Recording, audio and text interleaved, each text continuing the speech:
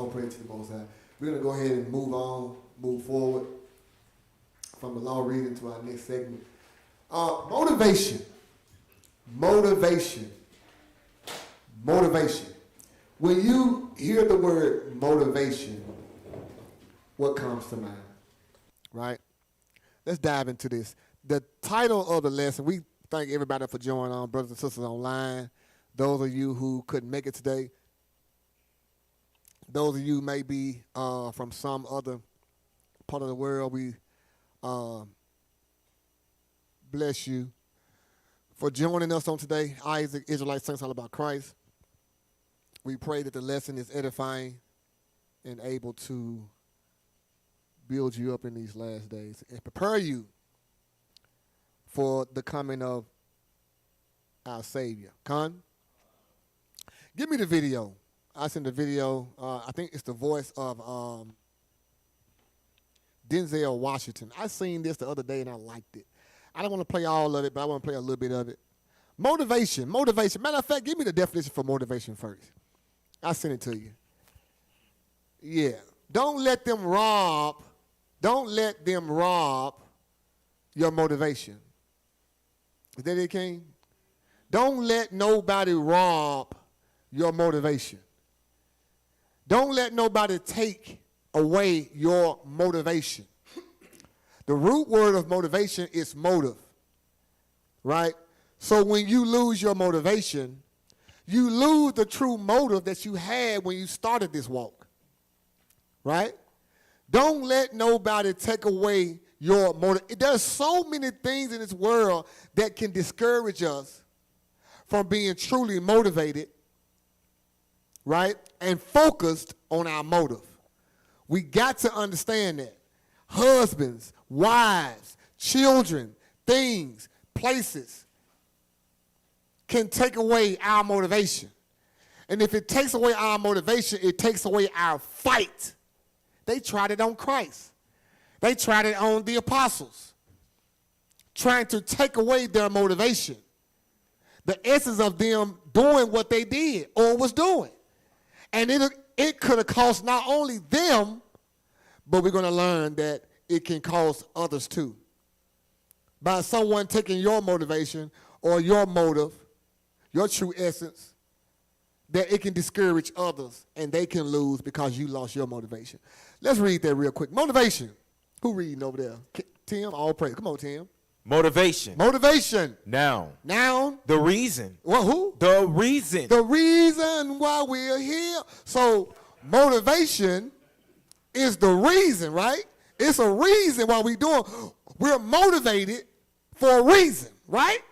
Read again. The reason or reasons one has for acting or behaving in a particular way. So the reason why I act or behave in a particular way is because of my motivation. It's my motive. It's my MO, right? Come on, give me some more of that. Give me the similars. Motive. Motivating force. And this is for all our brothers and sisters on YouTube, Facebook. This is why I don't deal with Facebook. Facebook can take your drive. Facebook can take your motivation. Read the wrong post and see what happened. Right? Motive. Motivating force. Come on. Incentive. Come on. Stimulus. Come on. Stimulation. Inspiration. That's a Negro word there. My inspiration. Right? The thing that what? Inspires me. Read on. Impulse. Come on. Inducement. Oh, impulse. I like impulse. What's the root word of impulse? Yeah. Your pulse. Your motivation. What causes you to live? Your pulse. Without this, you're dead. Right? Impulse, come on. Inducement, come on. Incitement. Come on. Spur. Incitement. They use that word when there's a riot. Something. Who incited the riot? Whose motive was it behind it? Who got everything going? What was their what? Motive. Right? Continue. Spur. Gold. Gold. Provocation. Provocation. Reason. Reason. Rationale. Reason. What is your reason? What's your motive? What's your MO? Right? Rationale, come on. Grounds. Now we're getting somewhere. Now, read that sentence there, please. Number 2. The general desire or willingness of someone to do something. Now, what's that W word? Willingness. Right? Your motives or your motivation is tied to your willingness. This is something that you want to do. If someone wants to be a dog or a whore, guess what? They're motivated by that thing. That's something that they're willing to do. Somebody want to keep the law of the Most High God. Their motive is to what? Keep His law. That's the MO. They're willing to do that, right? The general desire or willingness of someone to do something. What are you doing? Give me some more. Give me some similarities. Enthusiasm. Say what? Enthusiasm. Come on. Drive. What? Drive. Come on. Ambition. Oh, I like her because she's ambitious. She's ambitious. Oh man, she has a drive. Right? Read on. Initiative. Determination. I like that word. Read again. Initiative. Determination. Read again. Determination. What? Determination. I like that word. I seen that in Scripture. And I want to start this off with the first precept. Let's deal with the Most High. Let's see what the Most High motive is. Let's see what the Most High determination is. Right? Give me Zephaniah 3 and 8. We're going to start right there. And then I want the video. Let's start with our Father Yahweh. This is why you can't respond to everything on Facebook. You got to protect your motive. You give up, everybody in your house might give up. We be telling you brothers, if you fall, everything in your house going to fall like dominoes. Message. Because people are following your motivation. They're powered by your motivation. That's why you shouldn't let nobody rob your motivation. Read verse 8. The book of Zephaniah. Give me verse 6. Yeah, that's 6. Yes. Stop right there. The book of Zephaniah, chapter 3, and verse 6. Read on. I have cut off the nations. Their towers are desolate. I made their streets waste. Come on. That none passeth by. Come on. Their cities are destroyed. Read on. Their cities are destroyed. So that there is no man, that there is none inhabited. That's coming. Read on. I said, surely thou shalt fear me. Thou wilt receive instruction. Thou wilt receive instruction. Read on. So their dwelling shall not be cut off. Read on. However, I punished them, but they rose early and corrupted all their doings. Read on. Therefore, wait ye upon me. What did the Lord say? Therefore, wait ye upon me, saith the Lord. Read on. Unto the day that I rise up to the prey. Until the day that I rise up unto the prey. That's Psalms 5 and 15. I will go back to my place until they acknowledge their offense. Hosea, thank you, King. Because when the Most High raise up, it's up. When he gets off his throne, the earth and the heavens shall shake. Read on. For my determination. His what? Determination. So, determination. The Most High said his motive, what motivates him, or his determination is what? Is to gather the nations. Say what? To gather the nations. His determination, his motive. To gather the nations. Is to gather the nations. Oh, don't worry about Israel. All the stuff we've been through, everything they did to us, your God, his motivation, his MO, his motive is to what? Gather the nations. Read on. That I may assemble the kingdoms. Come on. To pour upon them mine indignation. To pour upon them my wrath. Read on. Even all my fierce anger. Read on. For all the earth shall the earth shall be what? Shall be devoured with a fire of my jealousy. With fire of his jealousy. Right? The fire. Understand that thing. This is his MO. This is his motivation. Don't let nobody take your motivation. They ain't finna take his. Give me the video. I want a small part of it. Let's hear Denzel Washington. I don't take too much of these celebrities, but he said a few key things, and I kind of liked it. I sent it in a chat.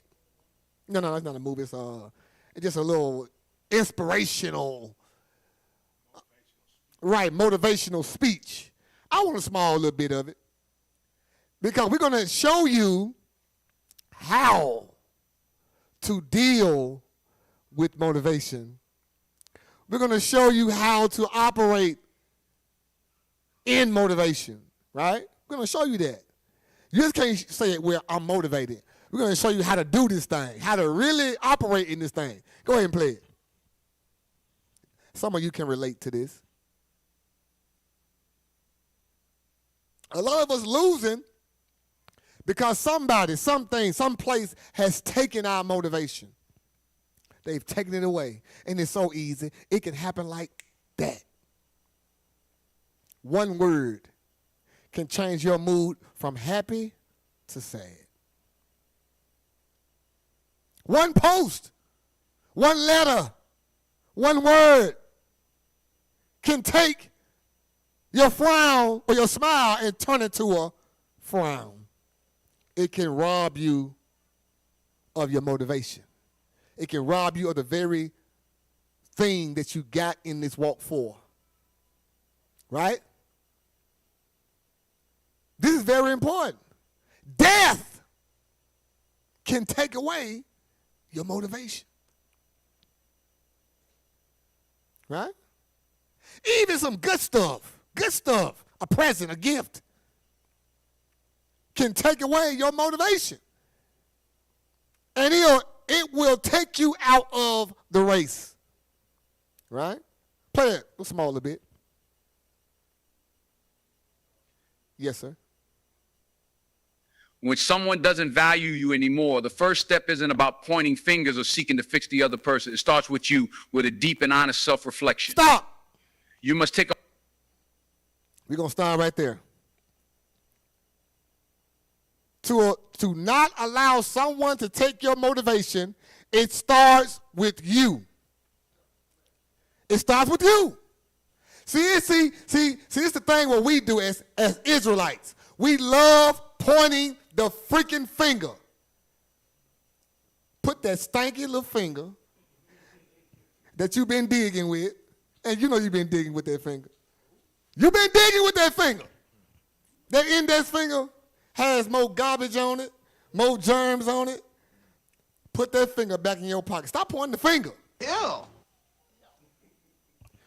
If we're going to find out how not to get robbed of our motivation, the key is starts with us. Can't nobody get you off your square but you. Somebody's opinion can only bother you if you allow it. Play it. I'll take it back a little bit. We're going to play it through. I just want to emphasize that point. It starts with us, with you. When someone doesn't value you anymore, the first step isn't about pointing fingers or seeking to fix the other person. It starts with you, with a deep and honest self-reflection. You must take a moment to pause and ask yourself some tough questions. Have I allowed behaviors that disrespect me? Have I been overextending myself, trying to prove my worth to someone who refuses to see it? These questions aren't meant to blame yourself, but to empower you to reclaim your control in the situation. Sometimes being undervalued stems from patterns we've unknowingly established. Maybe you've been too accommodating, saying yes when you wanted to say no, or tolerating neglect because you feared confrontation. These moments of compromise, while seemingly small, add up over time. Each instance sends a silent message about how you expect to be treated. The harsh truth is, people often respond to the standards we set for ourselves. If your standards are low, if you're always giving without receiving, or if you're constantly seeking their approval, you inadvertently teach them that your needs aren't a priority. Stop. Now, Take it off. What standards have you set for yourself? The lessons that you teach yourself is the lessons you teach to somebody else. You're more worried about the approval of others than the approval of the Most High. Facts. That's all of us. We have to get out of that web. Let's deal with that. Give me some. Let's run through some precepts real quick. Be quick with that sword today. I'm going to run through some precepts. 39:5.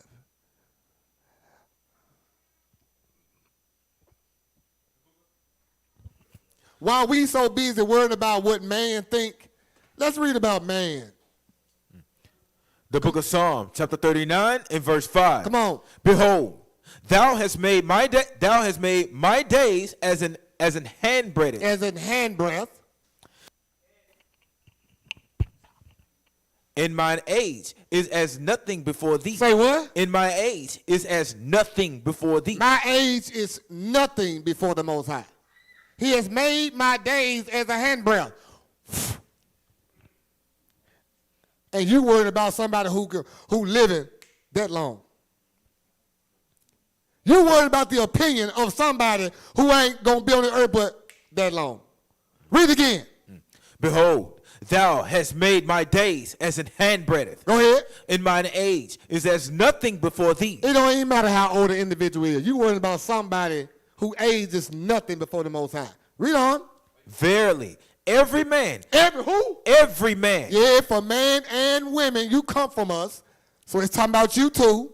Read on. Every man. Every man. At his best state. At his what? At his best state. At his best state. Is altogether vanity. Give me, read again and then give me the definition for vanity. Read from the top. Verse 5. No. Read verse 4. The book of Psalms, chapter 39 and verse 4. Lord, make me to know mine end. Lord, make me to know my end. In the measure of my days. And the measure of my days. What it is. What it is. That I may know how frail I am. You see that? That I may know how frail I am. You worried about somebody who is literally nothing. You let somebody who's frail take your motivation. Yeah, we're going to get embarrassed today. Let us embarrass ourselves so we can get some strength. And we can come back fighting. Right? Read on. Verse 5. Behold, thou hast made my days as an handbreadth. A handbreadth. That's it. Read on. In mine age is as nothing before thee. Young, middle-aged, or old, that's nothing before the Most High. He's the Ancient of Days. Read on. Verily, every man at his best state. Verily, every man at his best state. I know Snoop Dogg had a song called I'm Living My Best Life. Nobody give a damn about that. I'm living my best life. I ain't going back and forth. Who was that? Yeah, Duval. Oh, Duval. I thought that was Snoop. Yeah, that ain't Snoop. Yeah, he on there, right? He said, I ain't going back and forth with you niggas. I'm living my best life. But the Bible says, verily, every man at his best state is what? Is altogether vanity. Vanity. Selah. Selah. Read verse 6. Verse 6. Surely every man walketh in a vain shoe. He walking in a vain shoe. Read. Surely they are disquieted in vain. Read. He heapeth up riches, and knoweth not who shall gather them. Give me vanity definition. The state of every man, even in his best state, even a woman in her best state, you nothing. Why are you worrying about somebody? Why are you going to allow somebody who's literally nothing, even at their best state, why are you allowing somebody, even at their best state, to rob you of your motivation? Go ahead. Vanity. Vanity. Down. Excessive pride. This is what's on Facebook. Prideful Negroes. This is what's in your house. This is most of your wives, some of your husbands, some of your friends, some of your bosses, some of your co-workers, some of your children. Gotcha. Excessive pride in, read. In or admiration. Read. Of one's own appearance or achievement. This is why we keep changing what we call the pictures on Facebook, the profile, the selfies. Lovers of self more than lovers of the Most High. Ain't that true? You're prideful in your own imagination, admiration of your own appearance and your achievements. I'm not going to let nobody like that to steal my motivation. Read on. Damn. Similar. Conceit. Conceited. Come on. Self-conceit. Come on. Narcissism. Self-love. Self-love. What the sister talking about the brother, he's a narcissist. And she on Facebook talking about he's a narcissist. Read number 2. 2, the quality of being worthless or futile. Stop worrying about folks who are worthless. Every man in his best state is worthless. I'm not going to allow somebody who's worthless to rob me of my motivation. I don't give a damn who you are. You can be my wife. I got somewhere I want to go. And I know in my spirit it's right, damn it. You gonna either get with me or you against me. I know what the Bible says. You're gonna have your enemies gonna be those of your own house. Right? You gotta make a choice in your life. What the hell you gonna do? You gonna cry, write a letter, or phone a friend, or you gonna keep that motivation in the Most High and do what the hell you need to do? Read it again. Second definition, the quality of being worthless or futile. Look at the precept, Psalm 69:10. Psalm 69:10. Everybody has this right. Men, women, get yourself together. Psalm 69. Don't come tell me nothing. If you ain't finna motivate me, stay out my face. Don't call my phone.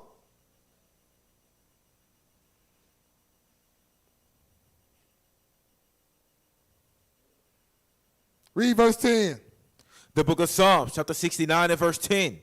When I wept and chastened my soul with fasting. Come on. That was to my reproach. I made sackcloth also my garment. And I became a proverb to them. A what? A proverb to them. That's what you become to people who don't know your worth. You become a proverb to them. Read on. They that sit in the gate speak against me. Come on. And I was the song of the drunkards. And they're going to sit back, smoke weed, and get drunk and talk about you. Why the hell you worrying about them for? Why you worrying about the wicked? Wicked ass folk talking about you, you letting that move you and rob you of your motivation. The devil is a lie. Read on. But as for me, my prayer is unto thee, so O what? Lord. My prayer is unto thee. Why you around here making posts about them? Trying to redeem yourself. Making phone calls to them. Your call need to be to who? Read again. But as for me, my prayer is unto thee, Read. O Lord. In an acceptable time, O God, in the multitude of thy mercy, hear me. Psalm 22:6. Quick with that sword today. I won't be long. Psalm 22:6.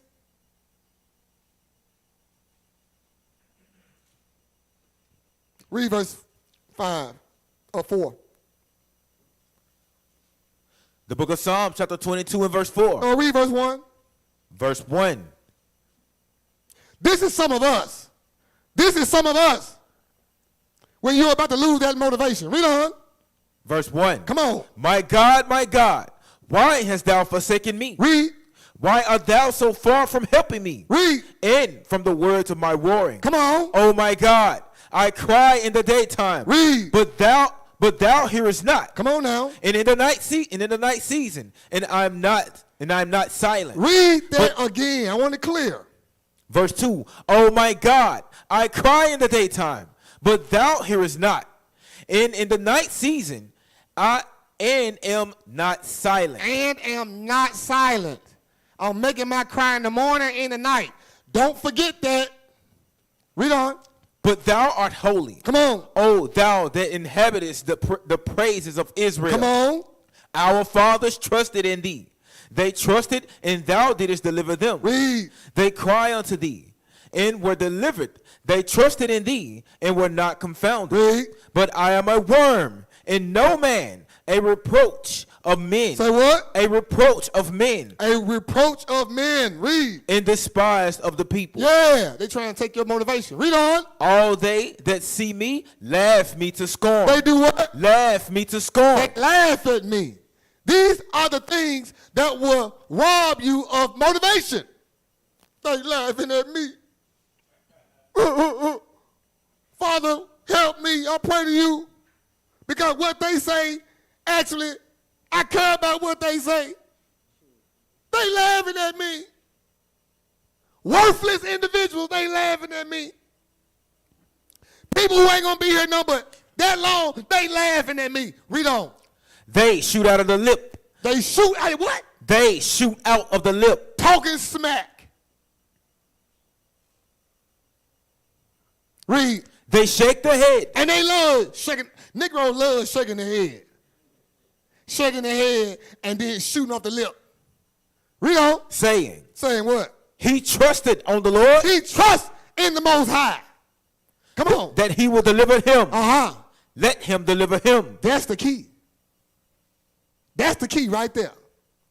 He trusted on the Most High. He will deliver him. Let him deliver him, seeing he delighted in him. This your wicked ass wife. This what she's saying. This your wicked ass husband. That's what he's saying. This your wicked ass friend. Your co-workers. Some of our kids. Oh yeah. It's a battle to take your motivation.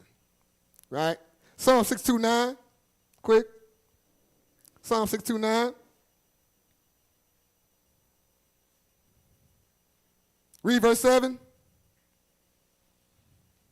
Don't let them steal your motivation. Don't let them steal your determination.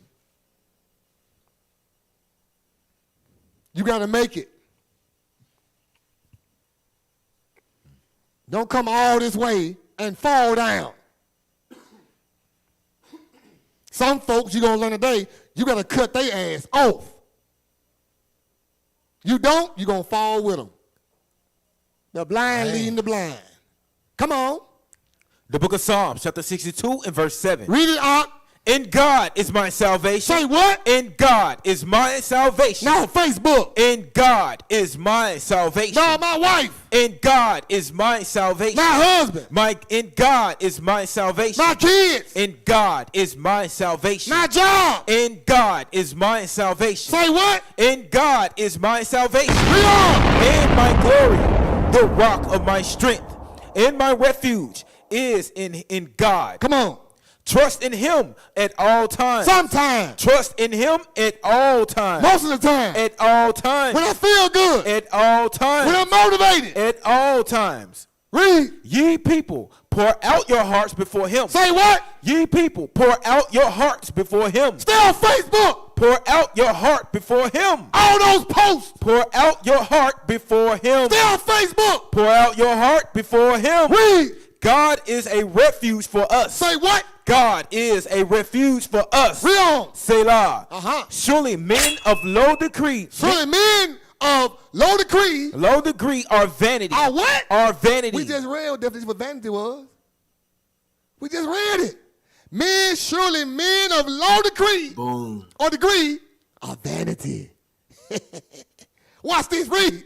Surely men of low degree We're are vanity. gonna cover the men of low degree and the niggas on high degree. All these niggas, we gonna cover all of them. The women too. We ain't leaving nobody out. Read again. Surely men of low degree are vanity. Vanity. And men of high degree are lies. A damn lie. I got this. I got you. You a damn lie. You don't know your last state, brother. Read on. To be laid in the balance. To be laid in the balance. Watch this. Read again. To be laid in the balance. We're gonna put it on the table. Let's see. Let's see what goes on, what comes down. Let's see who the greatest between the men on low degree and the Negro. Let's see. Read.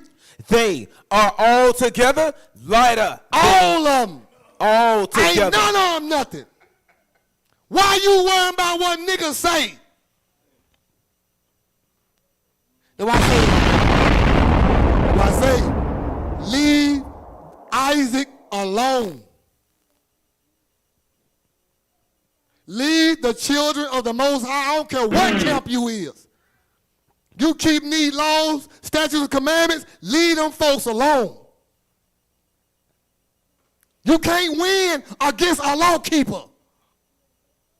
Read it again, Verse 9. Surely men of low degree are vanity. Come on. And men of high degree are a lie. Come on. To be laid in the balance. Uh-huh. They are altogether lighter than Every one of them niggas. lighter than vanity. That means they double nothing. We got to understand this, Ark. Amazing. We really got to get this because you in your house, you battling. Don't want to come to class, lost your motivation. Don't want to go to work, lost your motivation. I can continue on. I want to kill myself. No motivation.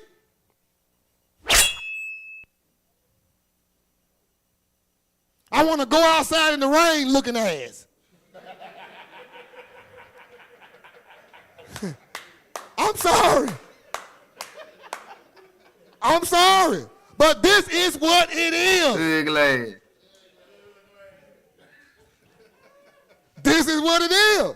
Because if we don't figure this out, I said it before, if we don't figure this out, somebody who looking at you, they're going to fall too. Because you lost your motivation, they're going to lose theirs too. Give me Exodus 17. Mm-hmm.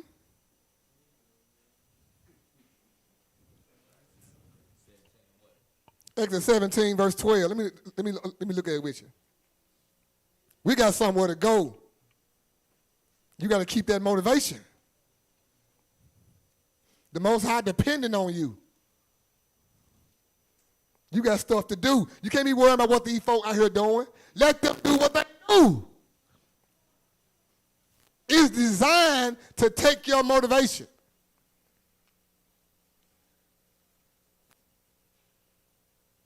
Exodus 17. I want to back up just a little bit. Exodus 17. Let's start at verse.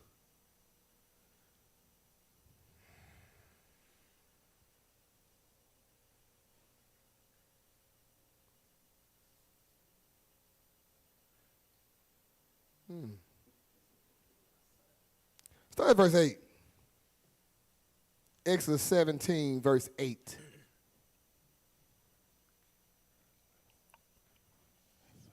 The book of Exodus, chapter 17 and verse 8. Then No. 11. Salakia. You start at verse 11. The book of Exodus, chapter 17 and verse 11. Come on. And it came to pass, when Moses held up his hand, that Israel prevailed. See, people watching you. You brothers, your wife, and your children watching you. You mothers, your children, and your husband watching you.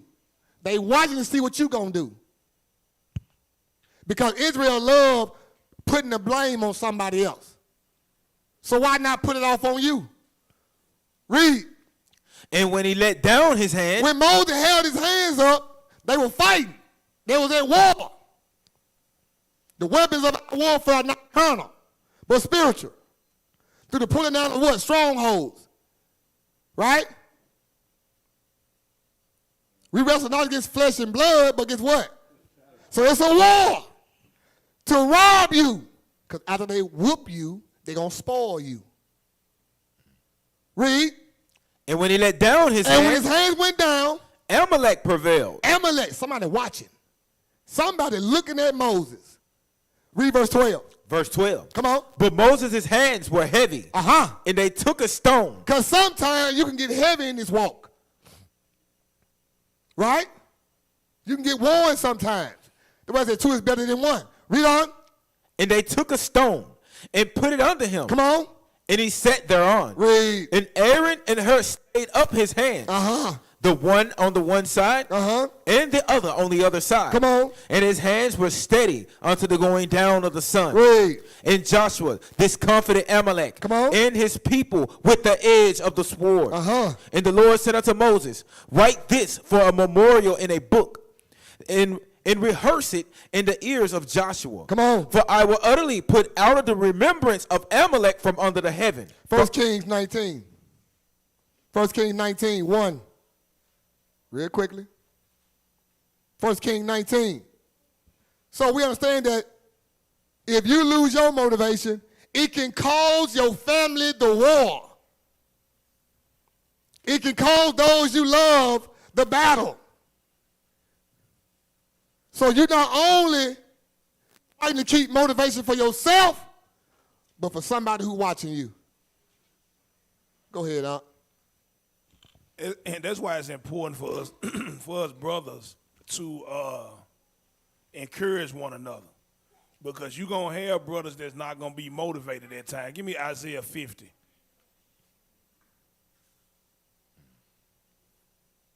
Read verse 4, and I'm gonna kick it right back to you. I ain't gonna hold long. Read that out. The book of Isaiah, chapter 50 and verse 4. Go ahead. The Lord God had given me the tongue of the learned. You got to ask for that thing from the Most High. Ask the Most High to give you the tongue of the learned. Ask him to give you the spirit of prophecy. That what?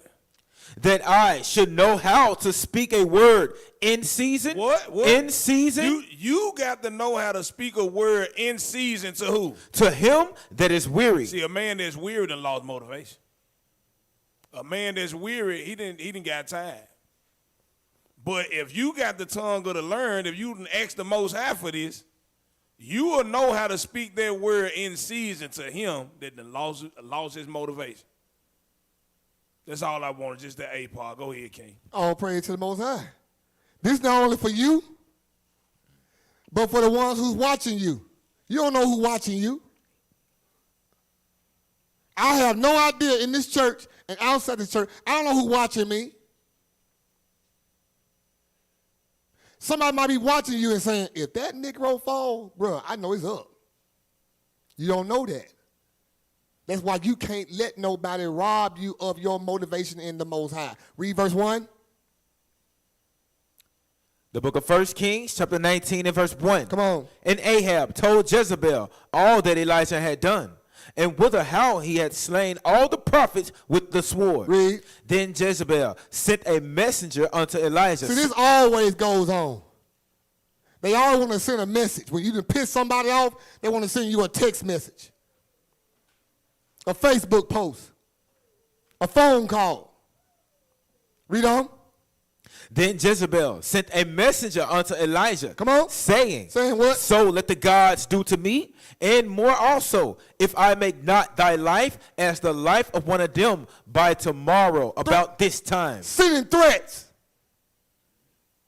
Trying to take your motivation. To take your motivation, to rob you of your motivation, they'll threaten you. I'll take your job. I'll take your money. I'll take your children. You ain't going to be nothing without me.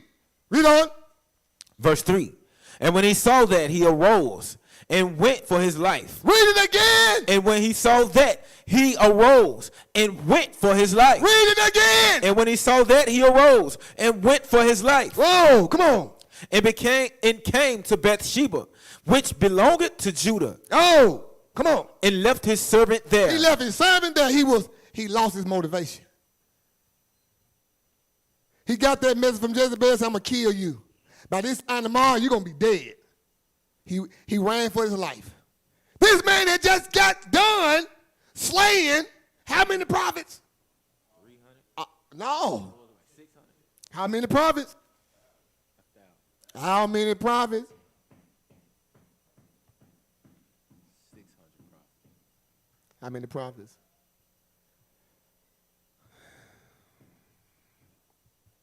That's homework. Read on. Verse 4. But he himself went a day's journey into the wilderness. Come on. And came and sat down under a juniper tree. That's what we do. When you get your feelings hurt, when you lose your motivation, you go sit by yourself somewhere in a corner, in a closet, crying. wiping your snot nose. Read.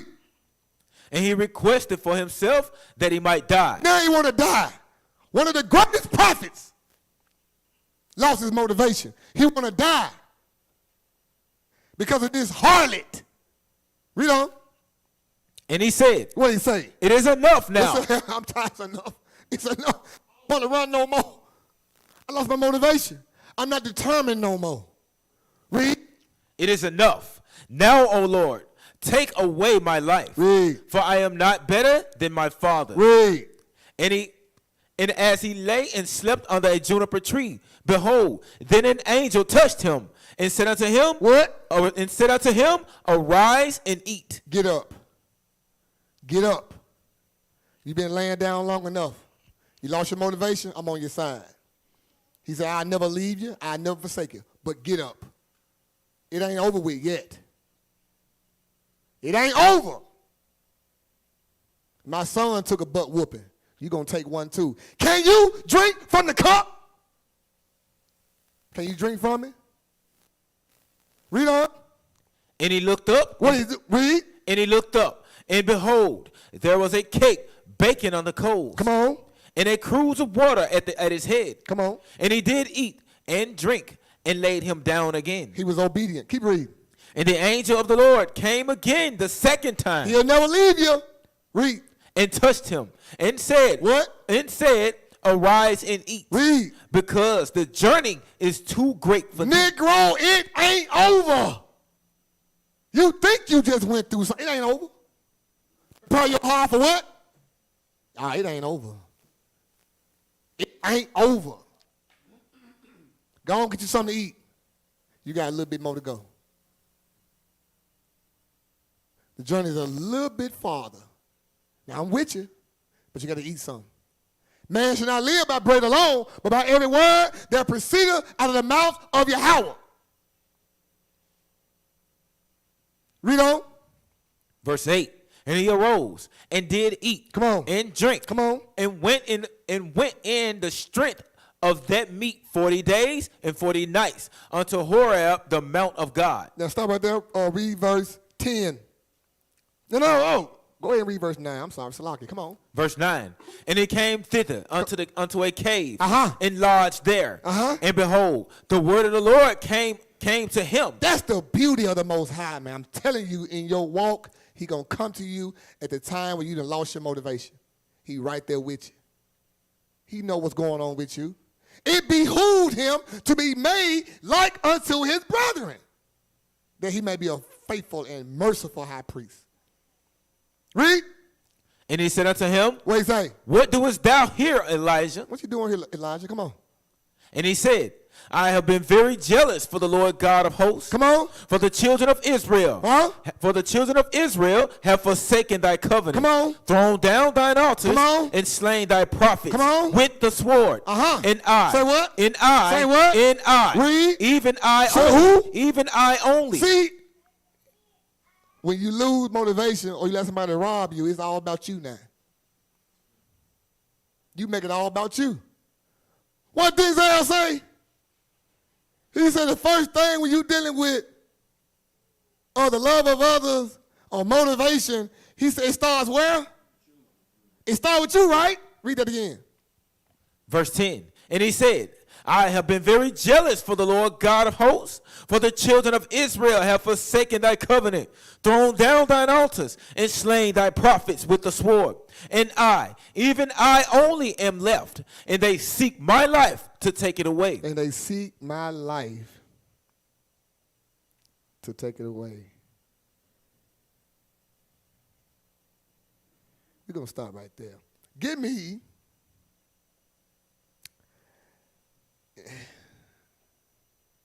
few more. Give me,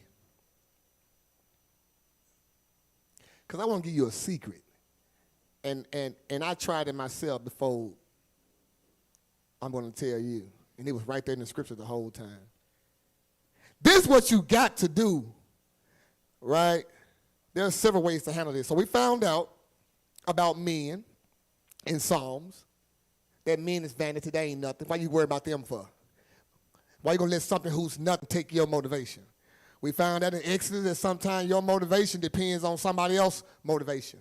That if you lose your motivation, it can cause another to lose their motivation, right? We found about Jezebel that she can throw a word out. Somebody can throw a word out and say something about you, write a letter, a Facebook post, or whatever they will have you, and that would put you to a point where you lose your motivation by what somebody else say. Let's go to your Howard shot. Give me Matthew 27. We almost done with this. Don't let nobody rob you. Especially not dust and ashes.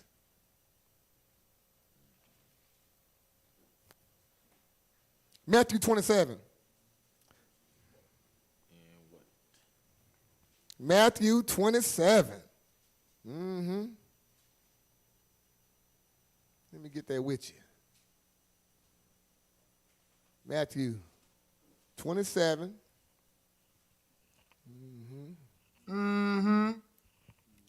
Read verse 11. This Yahushua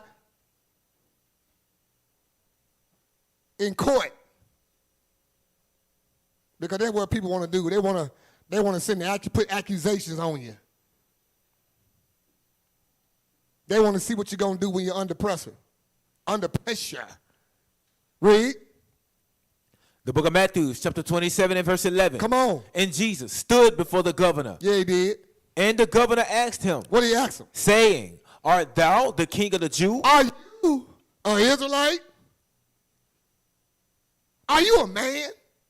You ain't no man. You weak. Y'all ever heard that? You a B-A-N. You ain't no real woman. You ain't nothing. You don't do that. You don't do that. You don't do that. You don't do that. You don't do that. Trying to take your motivation. Read again. And Jesus stood before the governor. And the governor asked him, saying, What did he say, bro? art thou the king of the Jews? Are you a man? This is what people do when they want to rob you. They want to take something. First, they're going to question who you are. You ain't no man. Before she start running off at the mouth and start cussing you out, she going to say, you ain't no man. You a boy. He asked him, art thou the king of the Jews? Because the accusation is that he's the savior of Israel. So normally, people who try to steal your motivation normally deal with what you're dealing with. Since you're dealing with the scriptures, you're dealing with the law, they try to show how you ain't keeping the law. They want you to prove who you are through the scripture. You don't keep no law. I know your life. Oh, yeah. I know what you're doing. Are you the king of the Jews? Are you who you supposed to trying to take your motivation? I know the real you, Nick. Yeah, this is what they do when somebody is trying to take your motivation. They want you to give up. Misery loves. You dealing with somebody who don't have a motive, who's not ambitious, not enthused on nothing, don't want nothing, no motivation. They want you the same way. It starts with you. I don't know who I'm talking to, but it starts with you. Read on. And Jesus said unto him, Watch what he say, bro. Boy, your house shot cold, bro. What would he say? Read. thou sayest. That's what you need to say. You ain't no man. Are you a man? Thou sayest. Whatever you say, thou sayest. What you say? Thou sayest. You don't want to. What the Bible say? It say. A soft answer. Turn way around. If you don't want nobody to rob you of your motivation, when they come with that rah, just say, thou sayest. You got it. Okay. My drink it. You got it. I ain't done that. Thou sayest. Read on. Verse 12. Come on. And Things that were written aforetime was written for our what? Our learning. We're going to learn from these scriptures. Come on. And when he was accused of the chief priests. See, you see? To take your motivation, they're going to want to accuse you. Brothers and sisters. Come on. Of the chief priests. Come on. And elders. He answered nothing. What did he do? He answered nothing. First he said, thou sayest. Now he gets to the point, I'm not even responding to you no more. Can you do that? Sometimes our pride will have us in a position where we got to say something back.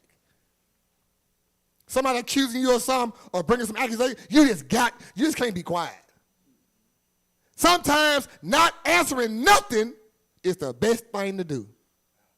Read on.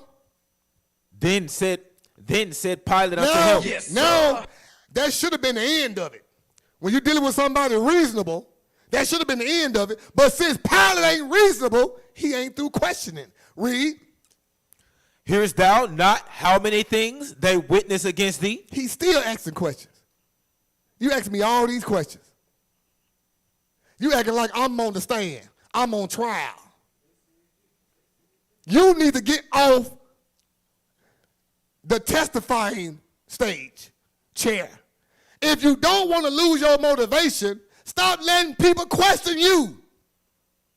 Thou says. But you want to sit there and answer back. Read. Verse 14. Come on. And he answered him to never a word. He answered him to never a word. Read. Insomuch That the governor marveled greatly. Boy, they'll marvel greatly. That's not how normal people respond. He marveled greatly. Why this Negro ain't saying nothing back? That's what your adversary gonna do. Dealing with somebody who's trying to take your motivation, your drive, when you respond how Yahweh shall respond, they're gonna greatly marvel.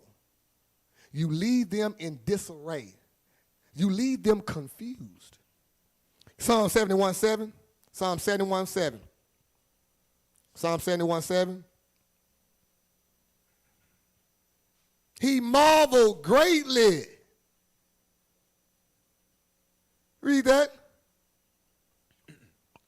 The book of Psalms, chapter 71 and verse 7. Come on. I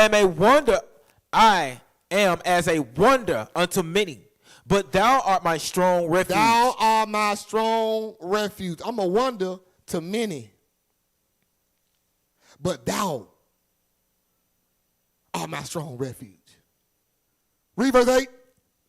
Let my mouth be filled with thy praise. Now arguing. Let my mouth be filled with thy praise. Cussing. Thy praise. And with thy honor all the day. No, someday. All the day. Stop arguing. All the day. Stop arguing. All the day. Thou says, be gone. I am a king. I am Prince Hakeem. Be away from me. This is below me. Yeah. You got to know who you are, right? What's your motive? Why did you get in this in the first place? Real quick. 1 Peter 2:23. Come on. 1 Peter 2:23.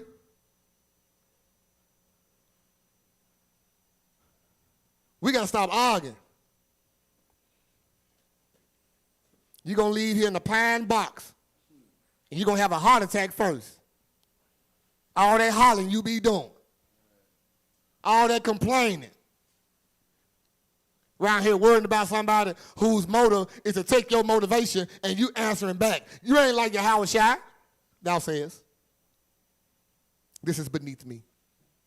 Read. The book of 1 Peter chapter 2 and verse 23. Come on. Who, when he was reviled. This is Christ. When he was reviled. Reviled not again. Read. When he suffered. Uh-huh. He threatened not. Uh-huh. But committed himself to him that judgeth righteously. You see that? You got to learn how to do that. You can say it all day long. You got to learn how to do that. You got to learn how not to revile back when somebody reviles you. You got to learn that when you are suffering, you don't threaten back. You got to learn how to commit yourself to him that judgeth righteously. Because the reason why you're reviling again, you're trying to judge the matter. The matter not yours. The reason why you're threatening back, because you don't like suffering. But when you don't allow and you don't want nobody to take your motivation, thou says, I'm going to commit myself to him that's going to judge righteously. See, a lot of us could have been delivered. A lot of us could have been set free, but you studied running your mouth. I didn't even have this one. Give me that in James. There's James 2 about the tongue. You could have been delivered. You could have been set free, but you can't shut up. They ain't finna take my motivation, so I'm going to say something. You ain't got to say nothing. James 3. Let me see verse 4.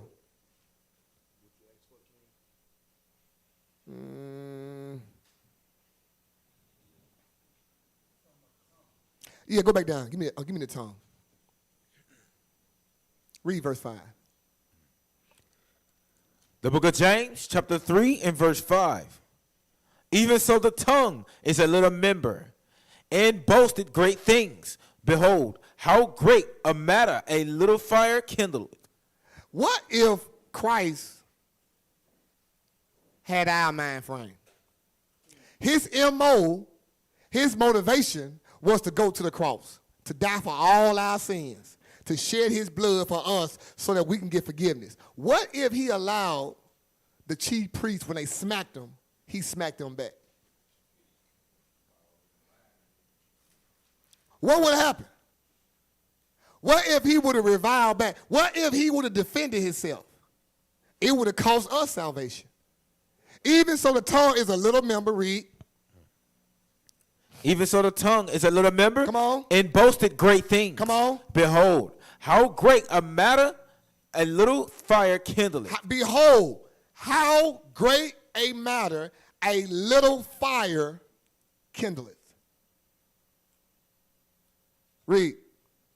And the tongue is a fire. And the tongue is a fire. A world of A iniquity. world of sin. So is the tongue among our members. Read. That it defileth the whole body. It defiled the whole body. Now watch this. And setteth on fire the course of nature. Uh-huh. And it is set on fire of hell. It is set on fire of hell. It can change the course of nature. You gotta watch how you respond. Sometimes you don't have to respond. Leave it in the hands of him that judgeth righteously. Psalm 38:13. I'm gonna give you one more.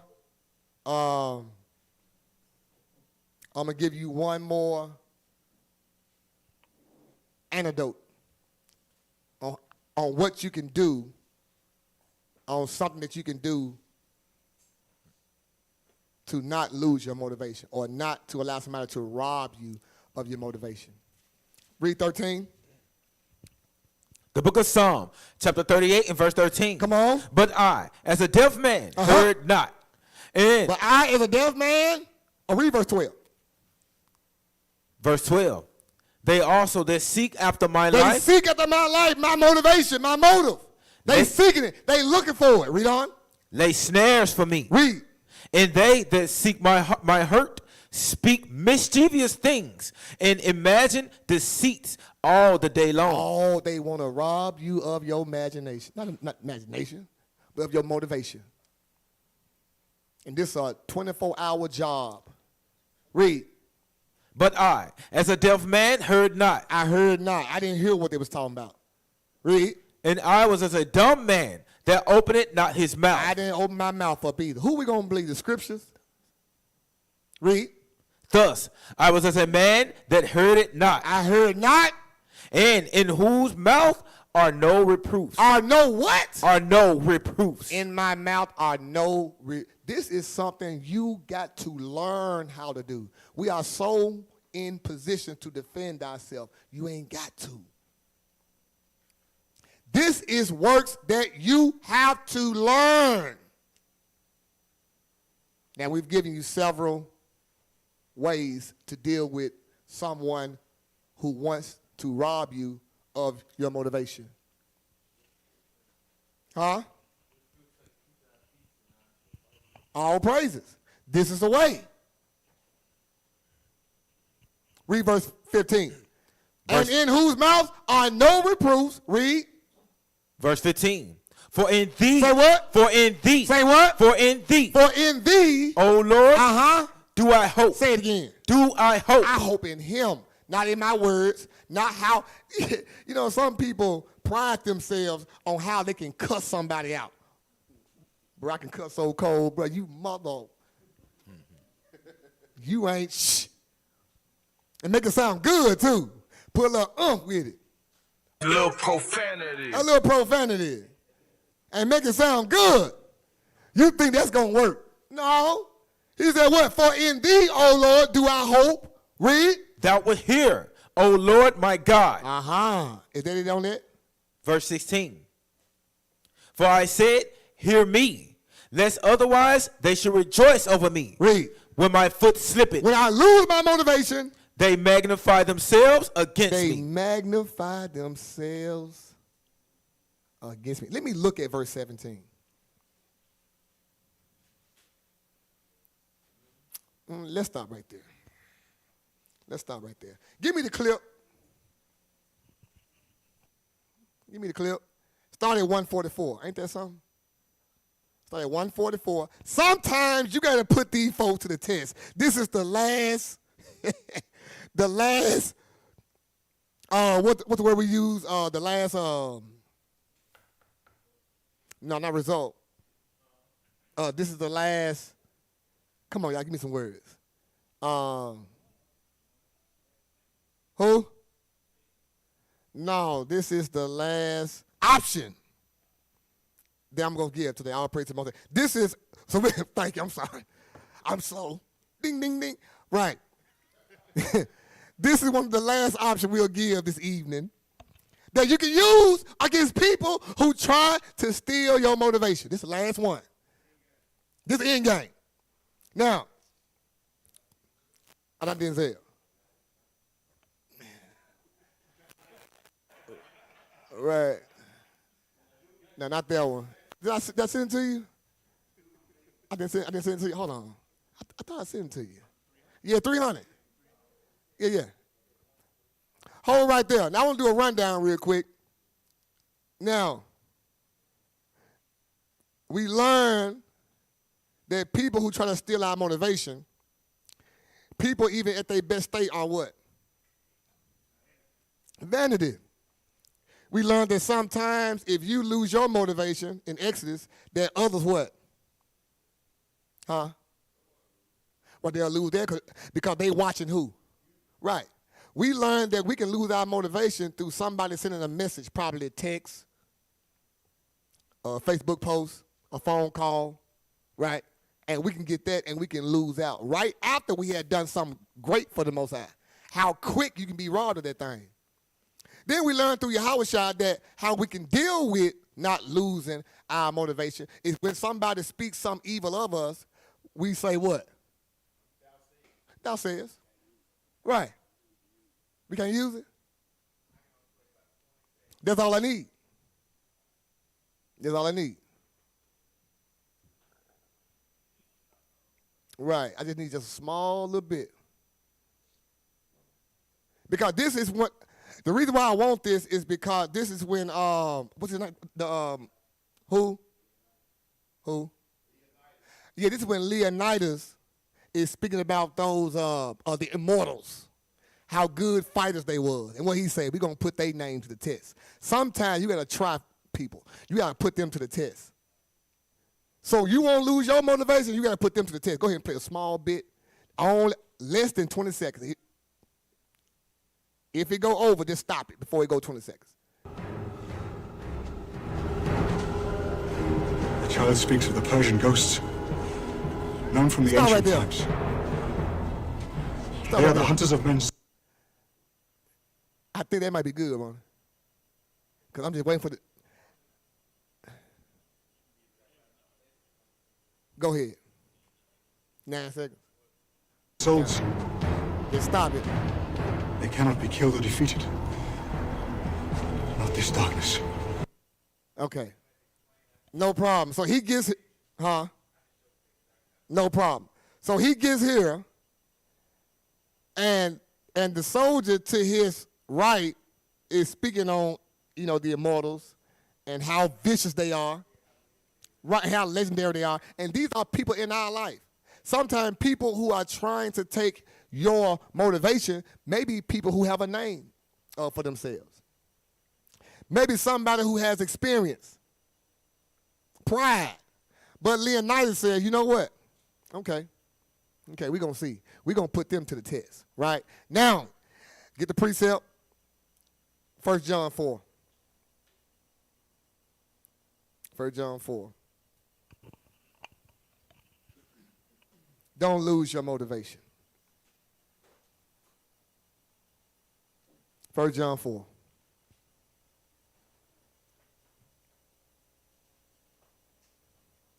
First John 4, and then we're going to end with Ephesians 4. 1 John 4. Start at verse 1. People who you know that tries to rob you of your motivation, put their ass to the test. Put them to the test. We're going to see. And we gave you a few ways to put them to the test. You can say nothing. Right? Read that. The book of 1 John, chapter 4 and verse 1. Come on. Beloved, believe not every spirit, Believe not every spirit, but try the spirits, whether they are of God. but try the spirits and see are they of the Most High. Read on. Because many false prophets are gone out into the world. Right? Come on. Hereby know ye the Spirit of God. Uh-huh. Every spirit that confesseth that Jesus Christ is come in the flesh Come on. is of God. Read. And every spirit that confesseth not that Jesus Christ is come in the flesh is not of God. Uh-huh. And this is that spirit of Antichrist. Of what? Of Antichrist. Read. Whereof ye have heard that it shall come, and even now already is in the world. Come on. Ye are of God, little children, and have overcome them. You what? And have overcome them. You have overcome them. Read on. Because greater is he I love that. Greater is he that is in you that is in you. than he that is in the world. Read verse 5. Verse 5. They are of the world. They are of the world. They are of the world. Read. Therefore, speak they of the world. They going to speak of the world. Read. In the world, heareth them. And the world going to hear them. Come on. We are of God. We are who? We are of God. Read on. He that knoweth God heareth us. Uh-huh. He that is not of God heareth not us. This is how you will know. Keep reading. Hereby know we the spirit of truth and the spirit of error. John 16:13. Put their ass to the test. Try them. 1 Thessalonians 5 and 21. Prove all things. Wait, do you want to go? No. Okay. John 16:13. Put them to the test. Well, I'm going to do this. Okay, we're going to see. Let's see. The book of John, chapter 16 and verse 13. Come on. Howbeit, when he, the spirit of truth, is come, When the spirit of truth is come. he will guide you into all truth. Uh-huh. For he shall not speak of himself. When you find somebody always speaking about they self, what they want to do, what's good for them, this is not the spirit of truth. It's all about them, how they look, how they feel. This is not the spirit of truth. Read on. But whatsoever he shall hear, Uh-huh. that shall he speak. Wherever he hear, read. that shall he speak. That shall he speak. And he will show you things to come. And will show you things to come. Last precept. Ephesians 4. I told the brother I'm going to mention this. I'm going to mention it. Last precept. Ephesians 4. One way how you can lose or have somebody rob you of your motivation, your MO, your motive, is gossip. Gossip. Folks love running their mouth. They love calling you late at night. You know what I heard? And individuals love catching you when you're down. When you're going through something yourself. That's when normally they come. And begin to run their mouth and gossip. Gossip can take your motivation. Verse 29. Don't let the opinions of others rob you of your motivation. Read that. The book of Ephesians, chapter 4, verse 29. Let no corrupt communication proceed out of your mouth. Let no corrupt communication proceed out of your mouth. Come on. But that which is good to the use of edifying. But that which is good to the use of edifying. When you're running your mouth and you speaking about somebody else, is that edifying somebody else? Is that building up somebody? No. Or are you trying to make yourself look good? When you talking about somebody else. Well, 6 things the Most High hate, yea, 7 are an abomination. And one of them is what? Talebearing. Gossip. Sowing discord. Gossip. I hope none of us are wrapped up in gossip. I hope none of us online are wrapped up in gossip. But if you are wrapped up in gossip, just know the person or people who you are gossiping about, if they keep these commandments, your gossip and your opinions don't matter no way. So the ditch you digging it for yourself. Gossip. Read again. The book of Ephesians, chapter 4, verse 29. Uh-huh. Let no corrupt communication proceed out of your mouth. Yeah. But that which is good to the use of edifying. Come on. That it may minister grace unto the hearers. That it may minister grace unto the... How is gossiping to somebody else ministering grace to the hearers? How is talking about the sister or the brother or the brothers and the sisters to somebody else, how is that edifying the person who you talking to? Read. Let all bitterness, verse 30, and grieve not the Holy Spirit of God, Read. whereby ye are sealed unto the day of redemption. Read. Let all bitterness, and wrath, people who are bitter gossip. People who are bitter will try to rob you of your motivation. They bitter. We said it earlier. Misery loves what? They bitter. They want you bitter with them. Read. Let all bitterness and wrath, and anger, and clamor, and evil speaking. Evil what? Evil speaking. Gossip. Evil speaking. Come on. Be put away from you with all malice. Read. And be ye kind one to another. Read that again. And be ye kind one to another. See, it's hard for Negroes to do that one. And then you think you justified because you out there talking about somebody and gossiping. You think the Most High on your side. You didn't deceive yourself. You actually think the Most High on your side because you talking,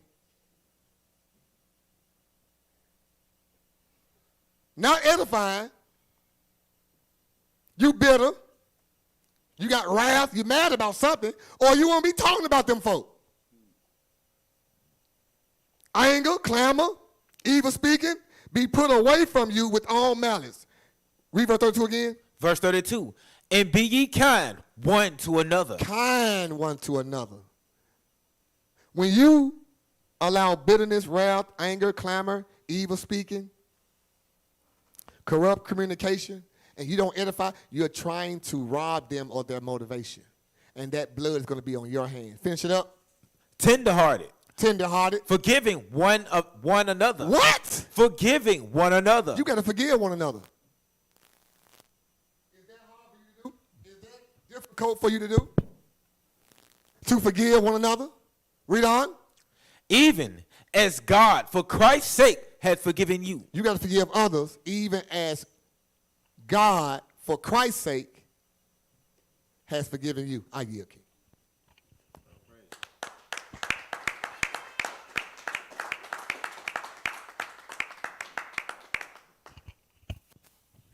All praise to the Most High. All praise. Quick question. Can you see somebody's motives? Are you able to recognize somebody's motivations? You able to do that? Are you? What you got, Malachi? What you say? You say body language? You say countenance? The spirits? I like that. Say conversation. Give me Sirach 27.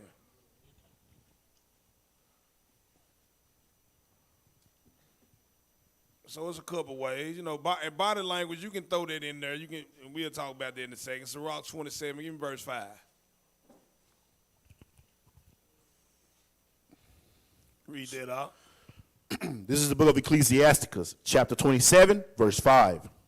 The furnace proveth the potter's vessel. Switch readers. No, I'm just messing with you, Ken. Just a little joke. Read that again, dog. 27 and 5. You just messed up my countenance. I'm sorry. I don't want to miss. I'll praise to the Most High. That's an inside. Go ahead. This is the book of Ecclesiasticus 27 and verse 5. Go ahead. The furnace proveth the potter's vessel. It says the furnace proves the potter's vessels. Go ahead. So the trial of man is in his reasoning. The trial of man is in his reasoning. Right? Keep going. The fruit declareth if the tree have been dressed. So Christ had always told us what? Man, you can tell a tree by its fruit, right? So you will be able to tell if the tree done been dressed, right? Go ahead. So is the utterance of a conceit in the heart of man. So the utterance of a lie in the heart of man, of a conceit in the heart of man. Go ahead, give verse 7. Verse 7. Praise no man before thou hearest him speak. It said, don't praise nobody before you hear him speak. Go ahead. For this is the trial of men. It said, this is the trial of men, right? So when you say conversation, man, you can find out what a person's motive is by the stuff that they saying, right? It says, man, this is the trial of men. Give me 1 Samuel chapter 2.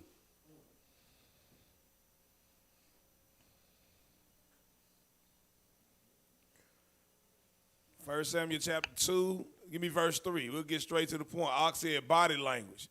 Body language can go into this right here too, right? Read verse 3, 1 Samuel 2 and 3. This is the book of 1 Samuel, chapter 2, verse 3. So one way to find out a person's motives or what motivates them is by what they saying. Here's another. Go ahead. Talk no more so exceedingly proudly. And this one right here is the best one. Go ahead. Let not arrogancy come out of your mouth. It says don't talk exceeding proudly. Don't let arrogance come out of your mouth. Go ahead. For the Lord is God of knowledge. It says the Most High is a God of knowledge. And by him actions are weighed. Oh, yeah. Once you see a person's actions, you can tell what their motive is. You can tell what their driving force is, what their motivation is. Right? Ox said body language, they can fit right under those actions, right? Mm-hmm. You will be able to tell. Give me Malachi chapter 3, verse 18.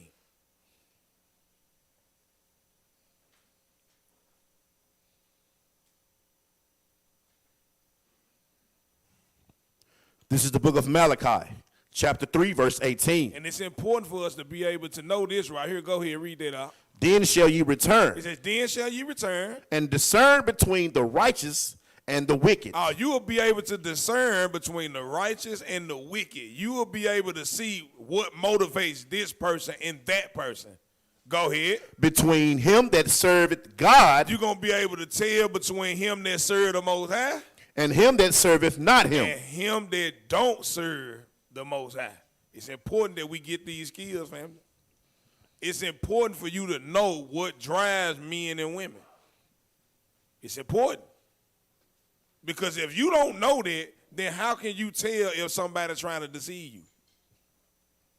If you don't know that, how can you put yourself and your family in a situation where you won't be in harm's way? Because if you ain't looking to see who's serving God and who ain't, then guess what? You setting yourself up for the kill. Right. You got to be able to know that. You got to know if they carnal minded. You got to know if they spiritually minded. And the only way you're going to do that, you got to make sure you in this word. You got to make sure you in this word and being obedient to it as well. Right? Nehemiah knew who served the Most High and who didn't serve the Most High. Nehemiah had a motive. Let's see what his motive was. Give me Nehemiah chapter 2.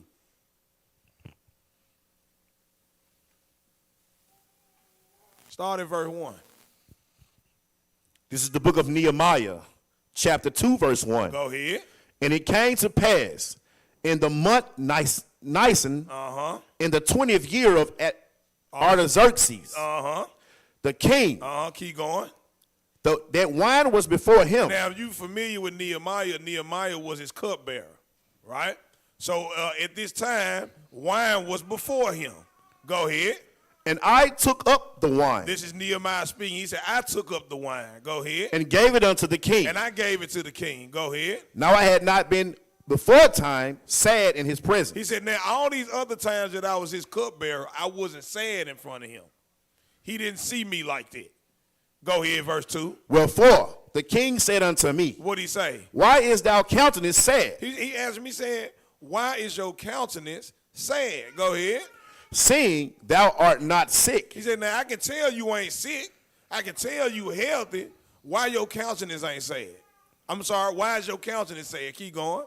This is nothing else but sorrow of heart. He said, man, you got sorrow of heart. Go ahead. Then I was very sore afraid, Then Nehemiah was afraid. Go ahead, verse 3. and said unto the king, What'd he say? let the king live He forever. said, let the king live forever. Why should not my countenance be He sad? said, man, why shouldn't I be sad? See, he was motivated by something. This is the reason this is what made him say, we're going to keep going. Go ahead. Why should not my countenance be He sad? said, why shouldn't I be sad? When the city, the place of my When the fathers' city, the place of my father's what? sepulchres lieth waste. Man, my city lying waste, man. This was the driving force for Nehemiah. I'm sad because my city lie waste. Now, at this time, this was the physical temple that he about to get ready to talk about here. But we should be sad because of the condition of our people. We the temple of the Most High. That should be our driving force. These brothers, these sisters, these children, our elders, that should be your driving force. But at this time, Nehemiah's driving force was the temple. We're going to get to that. Keep going.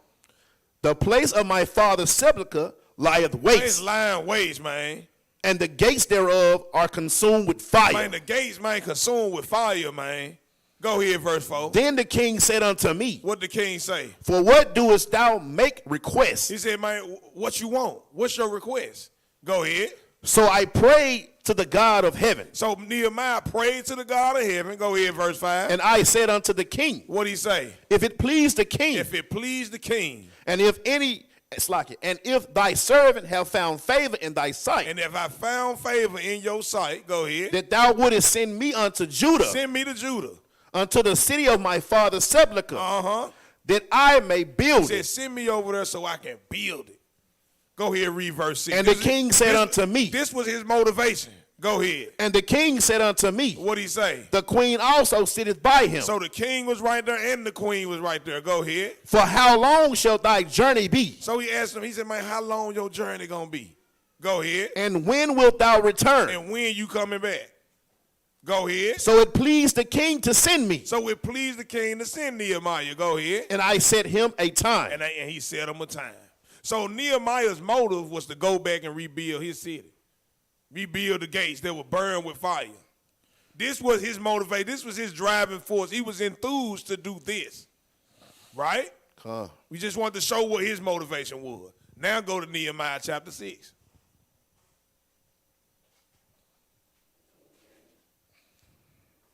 Start at verse 1. This is the book of Nehemiah, chapter 6, verse 1. Now it came to pass, when Sanballat and Tobiah and Gershom and Arabian and the rest of our enemies. Say, now it came to pass when Sanballat and Tobiah and Geshem, the Arabians. Like you. Go ahead. The Arabian and the rest of our And enemies the rest of our enemies heard that I had builded the wall. Now, we just read in Nehemiah chapter 2 that he was motivated to build his wall. This is what he wanted to do, right? He said, when they heard that I had builded the wall, go ahead. And that there was no breach left therein. And they found out there was no breach left therein. Go ahead. Though at that time I had not set up the doors upon the gates. So I didn't rebuild the wall, ain't no breach therein, but I ain't put the doors up yet. I was almost done. I wasn't quite done yet. Go ahead, verse 2. That Sanballat and Gershom sent unto me, saying what? Come, let us meet together in someone, let us meet together in someone of the valleys in the plains of Ono. He said, let us meet together one of the villages in the plain of Ono. Go ahead. But they thought to do me mischief. They thought to do him mischief. They thought to do him wrong. He was motivated to finish the job, but they was trying to kill his motivation. I don't want him to finish. I don't want him to put them doors up. Hey, come meet us over here in one of these villages. Go ahead, verse 3. And I sent messengers unto them. And he sent messengers unto them. Saying what? I am doing a great work. He said, man, I'm doing a great work.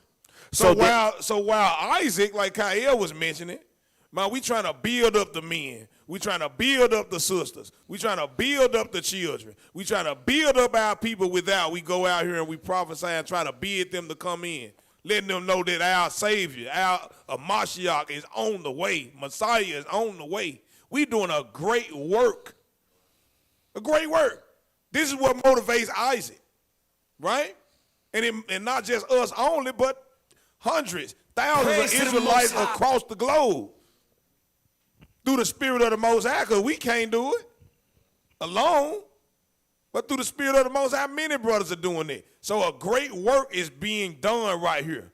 Many Israelites are motivated to rebuild the waste places, their waste place being his people. So he sent messengers saying, look, man, I'm doing a great work. Go ahead. So that I cannot come down. He said, man, I can't come over there and meet with you over here and deal with it right now. I got something I'm doing over here. Go ahead. Why should the work cease? Why should the work cease? Why should the work of the Most High cease? Whilst I leave it. While I leave it. And come down to you. And come deal with you. Why? Go ahead, verse 4. Yet they sent unto me 4 times after this sort. He said they sent what? Yet they sent unto me 4 times after this sort. So, man, 4 times after he said, look, man, I ain't dealing with that. They kept on. 4 times. Constantly want him to stop doing what he's doing and deal with them. Distraction trying to take their motivation. Go ahead. And I answered them after the same manner. He said, man, I answered them after the same manner. Go ahead, verse 5. Then sent Sanballat his servant unto me. So now Sanballat came himself, was saying something. Now he's sending his servant. Go ahead. And he said, unto me.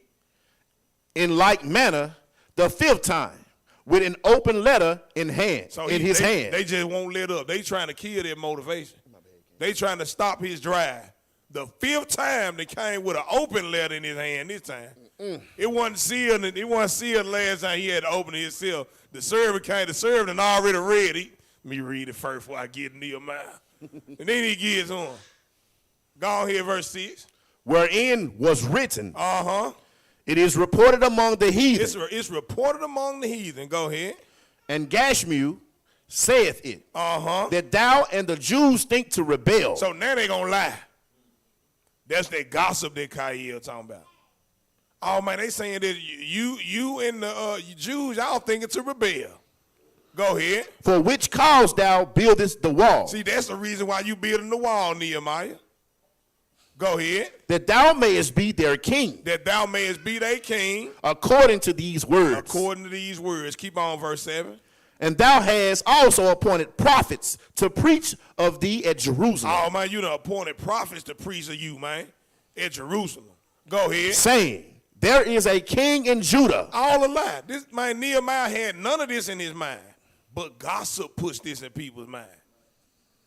Put this in their head. They allowing you about stuff that you ain't even say, you ain't do. I'm doing something else. Ain't got nothing to do with that. Evil communication, right? Go ahead. And now shall it be reported to the king according to these words. Uh-huh. Come now, therefore, and let us take counsel together. So they still trying to get him to stop doing what he was doing. Read on verse 8. Verse 8. Uh-huh. Then I sent unto him, saying, Saying what? there are no such things done as thou sayest. Like, hold on, bro. This stuff that you saying, bro, that ain't even on my agenda. I don't even know where you got that from. Matter of fact, he gonna tell him where he got it from. Read on. But thou feignest them out of thine own heart. You see that? He said, man, that ain't going on with me. That came out your own mind. We ain't had nothing to do with that. Go ahead, verse 9.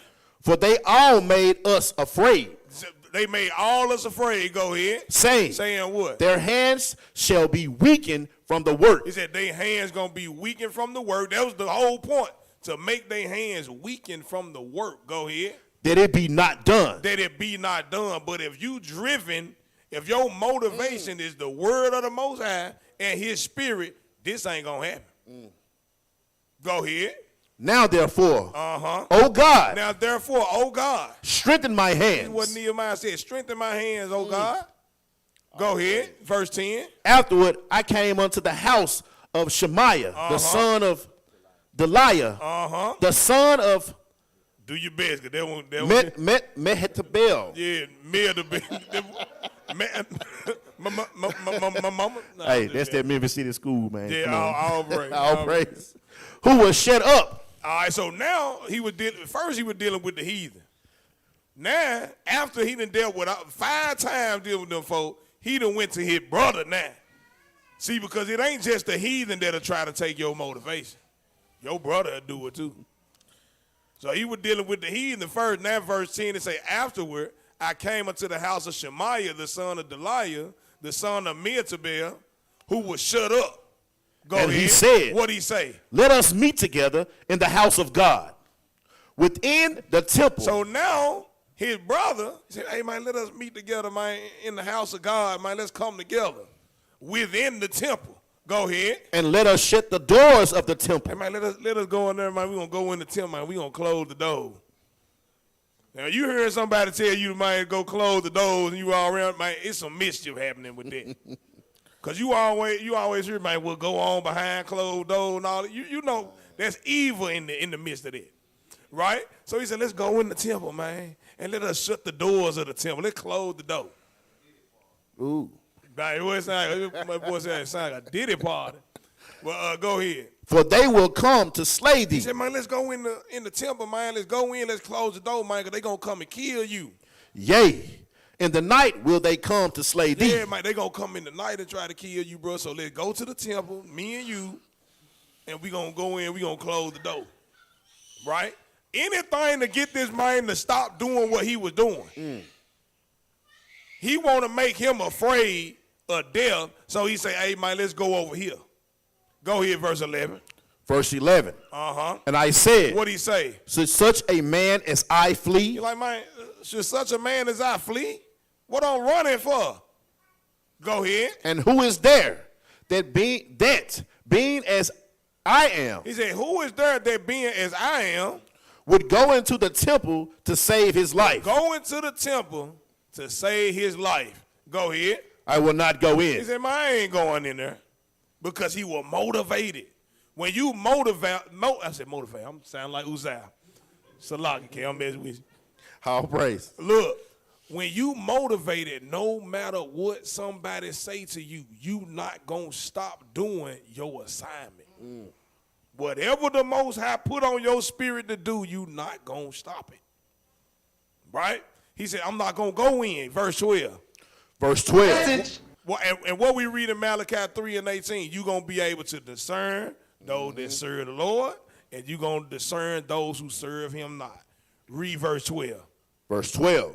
And lo, I perceived that God had not sent him. Oh, because the Most High didn't allow him. He prayed. Now, remember, we read in Nehemiah chapter 2. The king asked him why he said and what his request would be. Before he told the king what his request was, what did he do? He prayed. He said, I prayed, and then I talked to the king on what it is I wanted to do, and it was granted to him. So he know, man, God with me in this work. So if the Most High with me in this work, and then somebody else coming to tell me, hey, go over here and stop the work, verse 12, read it again. Verse 12. And lo, I perceived that God had not sent him. You see that? You know what you prayed to do with the Most High in the spirit. You know. And then somebody coming to you and tell you to do different, what the Most High then already confirmed in your life on what you need to be doing for him. Oh, he didn't send them. We read earlier in John 16, it said when that spirit comes, that spirit should not speak of himself. Come on, man. So how he knows it's not the spirit of the Most High? Because that man is speaking of himself, not the spirit of the Most High God. He more worried about the flesh than that spirit. Come on now, like when Peter told Christ he wasn't going to die, I'm paraphrasing, be it not so, Lord. He said, man, hey, get behind me, Satan. You not savoring the things of the, I'm paraphrasing, I'm butchering it bad probably. He said, man, you not savoring the things of God. Right? He said, man, I perceive that the Most High ain't send this man. Go ahead. And lo, I perceived that God had not sent him. Uh-huh. But that he pronounced this prophecy against me. What was the prophecy? He said, well, they're going to kill you in the night. He said, Most High ain't sent him, but he pronounced this prophecy against me. Go ahead. For Tobiah and Sanballat had hired The him. heathen done hired him. So when the heathen can't get you they self, they going to send your brother. They going to send your brother to get you to stop doing what you doing. Go ahead, verse 13. Verse 13. Therefore was he hired that I should be afraid and do so and sin. Because I know the Most High sent me to do this. You want me to sin and go against what the Most High want me to do. Go ahead. And that they might have matter of an evil report. He said that they might have matter for an evil report. That they might reproach me. That they might reproach me, because guess what? Once you go opposite of your assignment, you giving your enemies ammo. If he would have went in that temple and hid, they would be like, oh, see, he hid because he know he was doing wrong. He hid because he know he was building it up. He trying to make himself a king, making up all kind of evil report. But you got to stay on the assignment. Go ahead, verse 14. Verse 14. My God, think thou upon Tobias. He said, my God, think upon Tobiah. Watch this. And Sanballat. Watch this. According to these, their works. According to these, their works. That's the heathen right there. Now watch this. Keep going. And on the prophetess. Noadiah. And the rest of the prophets. You see that? This is Israel right here stopping the work. He said, think on them. Go ahead. That would have put me in fear. And they were trying to put him in fear to get him to stop doing what he was doing. Hold on one second, King. Keep going. Verse 15. So the wall was finished in the 20th and 5th day of the month Elul. Uh-huh. In 50 and 2 days. In 50 and 2 days it was done. Go ahead, verse 16. And it came to pass. Salaki, this wasn't the temple, by the way, y'all. This was the sepulcher in the wall. I misspoke when I said this. You want to clear that up. Read verse 16 again. And it came to pass that when all our enemies heard thereof, It said, when all our enemies heard thereof, and all the heathen that were about us saw these things, when they saw it, go ahead. they were much cast down in their own eyes. Now they counts in this field. Go ahead. For they perceived that this work was wrath of our God. It says, this work was wrought of our God. So you stay on assignment. You keep doing what you doing. Don't let nobody kill your motivation. They're going to be ashamed. When you get done doing what you need to do, they're going to be like, oh, man, that was the most high. That was the most high had this man doing it, and I'm sitting up here fighting against it. Don't let nobody kill your motivation. You got to hold on to that thing like a precious treasure, right? Give me Matthew 13.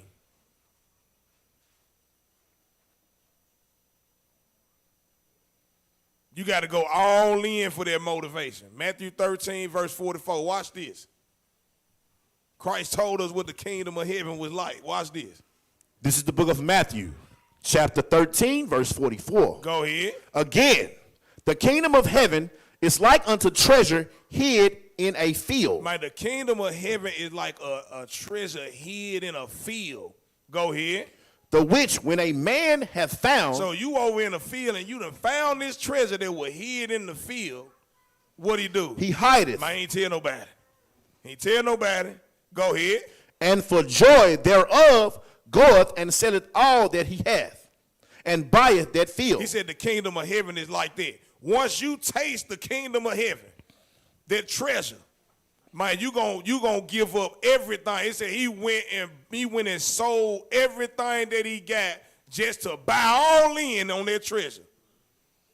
Man, the kingdom of heaven got to be your motivation. You got to sell everything off to buy in on it, regardless of what nobody else got to say. That's what the kingdom of heaven is like. Go ahead, verse 45. Verse 45. Again, the kingdom of heaven is like unto a merchant man. The kingdom of heaven is like a merchant man. Go ahead. Seeking goodly pearls. Seeking goodly pearls. Before y'all heard this truth, everybody in here was on a great search. Man, got to be something more. This ain't it. This is not it. It's more out here. I'm looking for goodly pearls. What did Christ say? Don't cast your what? Pearls. So you was looking for the pearls. Pearls. You seeking the pearls. Go here, verse 46. Who, when he have found one pearl of great price. Ooh, when you get that precept, do them precepts. Deuteronomy 28. I done found the pearls. I done found who we really is. When I found that great pearl, 28:6-8. I don't know what I'm talking about. When I done found that 28:6-8, that one pearl, what'd he do? Went and sold all that he had and bought it. Man, I'm buying in. I want in on this. That's the motivation. Go ahead, verse 47. Again. The kingdom of heaven is like unto a net. It's like a net that was cast into the sea. You cast it in the sea. And gathered of every kind. Man, I gathered of Christianity. I gathered of Islam. I gathered of Egyptologists. I gathered of Pan-Africanism. I gathered of atheism.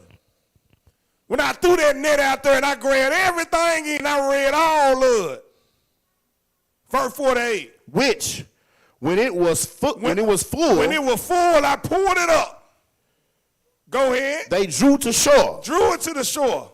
And sat down. Let me sit down and look over all of it. And gathered the good into vessels. Ooh, that good right here. But cast the bad away. Throw all that other stuff to the side. I'm buying in. That's your motivation. You can't lose with that motivation because one thing about it's a lot of motives out here. It's many driving forces out here. But it's one driving force that's greater than everything. Give me Wisdom of Solomon 7. It's one driving force, one motivation that can't be beat out of all of them.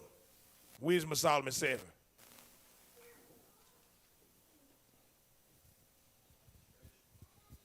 Start at verse 24.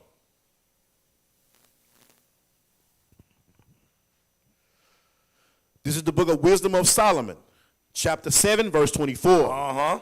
For wisdom is more moving than any motion. That's going to drive you more than anything on the planet or out the planet. Wisdom is more moving, more driving than any motion. If that's your motive, if wisdom your motivation, you can't even lose. It's impossible. Read on. She passeth and goeth through all things by reason of her pureness. She passeth and goeth through all things by reason of her pureness. Go ahead, verse 25. For she is the breath of the power of God. She is the breath of the power of the Most High God. Go ahead. And a pure influence. A what? Influence. Man, a motivation is to influence somebody to do something. It says she's a pure influence. What? Flowing from the glory of the Almighty. Flowing from the glory of the Almighty. Ain't nothing gonna drive you like wisdom. Nothing. Go ahead.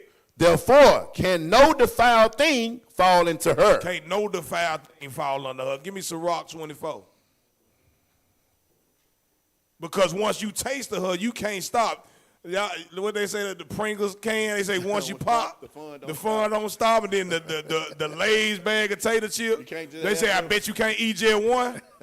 Man, when it comes to wisdom, I promise you, when you taste it, you are not going to get enough. You will never have enough. Sirach 24. Start at verse 1.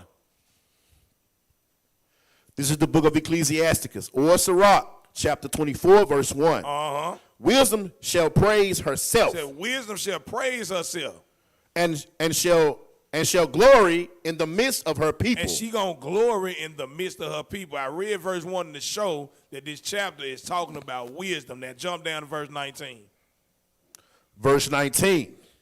Come unto me, all ye that be desirous of me. So wisdom is saying, come unto me, all ye that be desirous of me. Go ahead.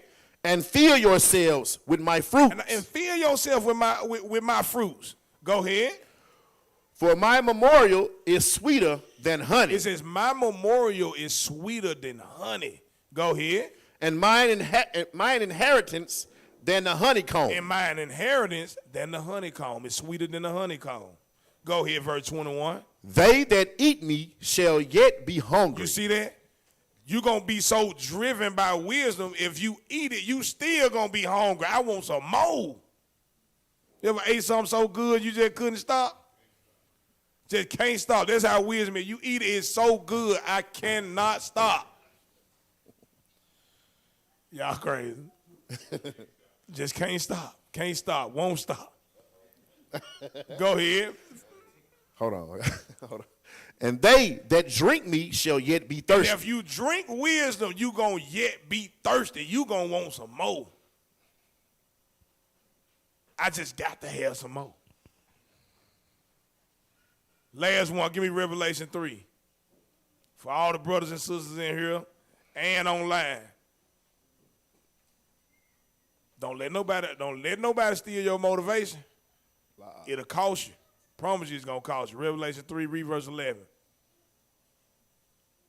This is the book of Revelations, chapter 3, verse 11. Go ahead. Behold, I come quickly. Christ on the way, y'all. I'm telling you, he coming quick. Go ahead. Hold that fast which thou hast. Hold what you got. Hold that motivation toward this kingdom, man. Hold it. That what? That no man take thy crown. That no man take thy crown. There's a lot of people trying to take your crown.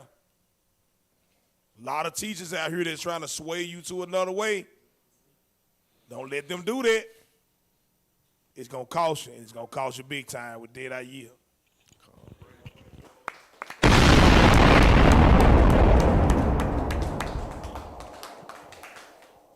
Shabbat Shalom, y'all. Shabbat Shalom.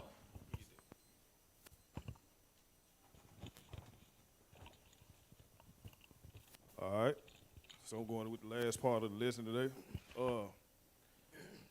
Yeah, we know that sometimes we do get robbed with our somebody rob our motivation. But you do got some that willful give their motivation to something else. As far as like, you had brothers in the truth that had the word, you had sisters in the truth that had the word, but they end up giving their motivation to something else that make them fall out. And what I mean is, they didn't yield their members. They gave their members to something else. Give me Romans 6:13.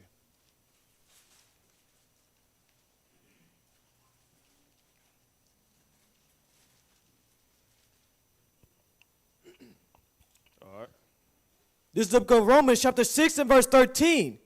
Neither yield ye your members as instruments of It unrighteousness. said, neither yield ye your members as instruments of unrighteousness. So if you're not yielding your members, you giving your members to unrighteousness. Which you got some in the truth and some that was in the truth. They gave their motivation to unrighteousness, to sin. Keep going. Unto sin, but yield yourselves unto God. It said what? But yield yourselves unto What God. we got to do? But yield yourselves unto God. So if your motivation is in the commandments of God, get what you're going to do. You're going to yield yourselves unto God. Keep going. As those that are alive from the He dead, said, those that are alive from the dead. Keep going. and your members as instruments of righteousness. It said what? And your members as instruments of So righteousness. we got to use our members as instruments of righteousness unto who? Unto God. Unto God. So you do have some will yield their members to unrighteousness. You do have some will give their motivation away. I'm talking about willful. So what motivates us, y'all? The words of the Most High, the commandments of God. If we keep on keeping the commandments, what we gonna get? Eternal life, salvation. So you do have some actually received the word and also gave their word to something else, gave their motivation to something else. And we had forefathers that did that. Give me 2 Chronicles 24. Start at verse 1.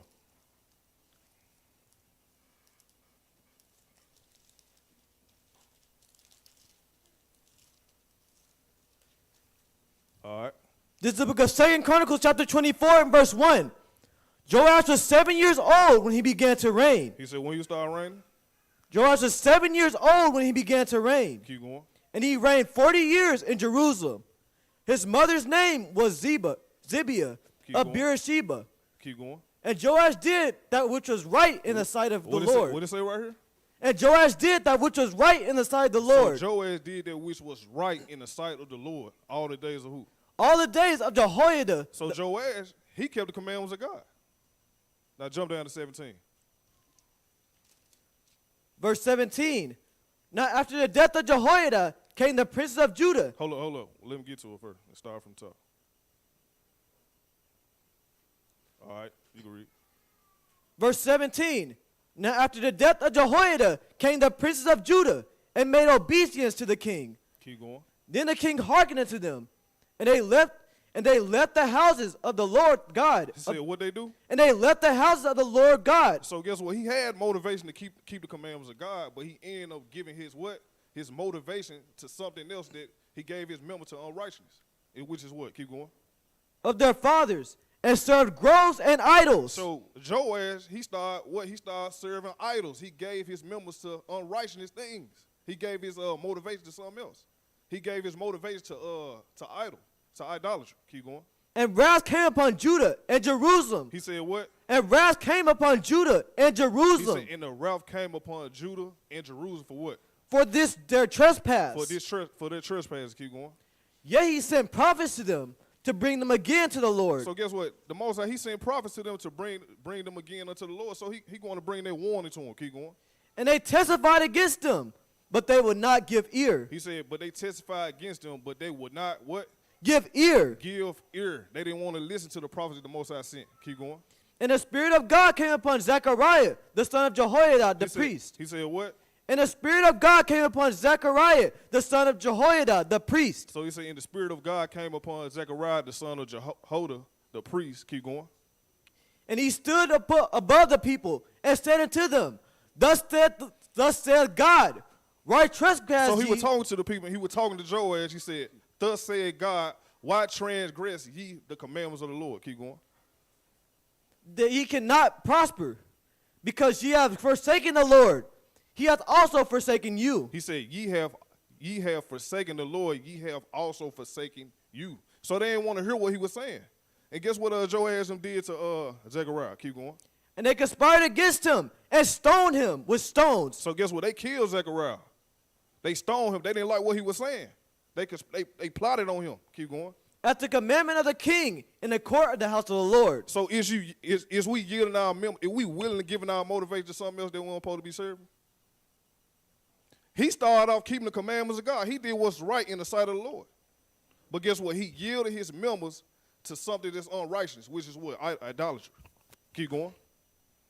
Thus Joash the king remembered not the kindness which Jehoiada his father had done. So it just really proved that he killed his son. He said, thus Joash the king remembered not the kindness which Jehoiada his father had done to him. Keep going. But slew his son. But what? But slew his son. So Joash the king of Judah, had slew his son, killed his son. Keep going. And when he died, he said, the Lord look upon it and require it. So guess what he said? He said, and when he died, he said, the Lord look upon it and required it. Keep going. And it came to pass at the end of the year that the host of Syria came up against him. And they came to Judah and Jerusalem. It said, and it came to pass at the end of the year, the host of Syria came up against him. Keep going. And they came to Judah and Jerusalem. And they came to Judah and Jerusalem. Keep going. And destroyed all the princes of the people from among the people. And sent all the spoil of them unto the king of Damascus. Keep going. For the army of the Syrians came with a small company of men. And the Lord delivered a great host into their hand. He said, reason why he did is to keep going. Because they have forsaken the Lord, God of their fathers. Because they had forsaken the Lord. He said, because they had forsaken the Lord of their fathers. So they forsaken the Lord, they didn't keep the commandments of God. Keep going. So they executed judgment against Joash. So guess what? They executed judgment against Joash. So what Joash do, y'all?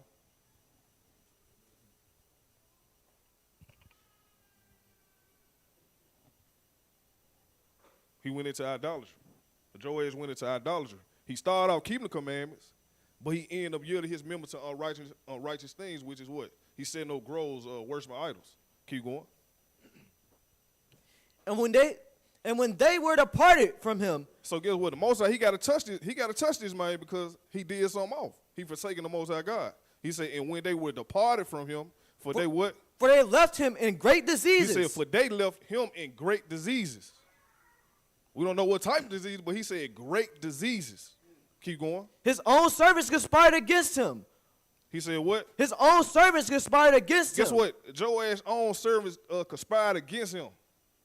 Keep going. For the blood of the sons of Jehoiada. It said because of the blood of the sons of Jehoiada, and you know he had killed Zechariah. Keep going. The priest, and slew him on his bed, and he died. And they buried him in the city of David, but they buried him not in the sepulchres of the kings. And they buried him not in the sepulchres of the kings. So they ain't buried him with the kings. That man went into idolatry. He started out with his motivation, keeping the laws of God, but he ended up giving his motivation to something else, which is idolatry. And if we give our motivation to something else, guess what? The Most High gonna have to deal with us. He gonna have to kill us. Not only that Joash did this, guess who did it too? His son did it too. Go to the next chapter. Now read the last verse of that. The last verse in this chapter. Verse 27. Now concerning his sons, and the greatness of the burdens laid upon him, and the repairing of the house of God, behold, they are written in the story of the books of the kings. And Amaziah his son reigned in his stead. So in Amaziah his son reigned in his stead. Now go to the next chapter. Just to prove that he was his son. Start at verse 1. 2 Chronicles chapter 25. Amaziah was 25 years old when he began to reign. So he started reigning at 25 years old. And he reigned 29 years in Jerusalem. And he reigned 29 years in Jerusalem. Keep going. And his mother's name was Jehoiada. What did it say again? And his mother's name was Jehoiada of Jerusalem. Keep going. And he did that which was right in the sight of the Lord. So guess what? He kept the commandments of God too. Keep going. But not with a perfect heart. But not with what? But not with a perfect heart. It said, but not with a perfect heart. So you can serve the Lord, but not with a perfect heart. We can do that. So he said he kept the commandments of God, but guess what? He went off too. He went out too. He had a motivation to keep the commandments of God, but he gave his motivation to something else. Jump down to 14.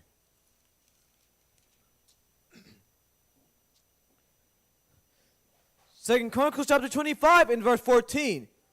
Now it came to pass, after that Amaziah was come from the slaughter of the Edomites, that he said, now it came to pass, because if you read up, he went into Mount Seir and killed some Edomites. Keep going. Read verse 14 again. Now it came to pass, after that Amaziah was come from the slaughter of the Edomites, So he got done slaughtering the Edomites. Keep going.